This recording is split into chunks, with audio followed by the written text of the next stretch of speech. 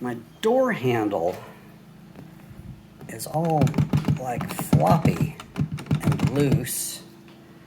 Thank goodness for YouTube, because they told me there's a fix for it. So basically you open the door and there's a little passage here you can open. So we'll pull that off.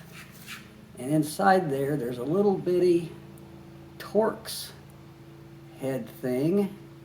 And of course, who the hell's got one of those kind of tools? So I went over here to Harbor Freight. I don't know if you guys have a Harbor Freight near you, but wow, they got everything for almost nothing. This little set was $10, and I need to use what they said is a E4. It's really tiny.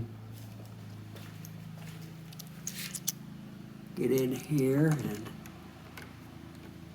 it's actually kind of hand loose, so snug it up there a little bit. Oh, look at that. Maybe I'll give it just a little more. Oh, wow. See if the door handle still works. Oh boy. Life is good. Well, thanks for joining me this morning. Now it's time to mow the yard.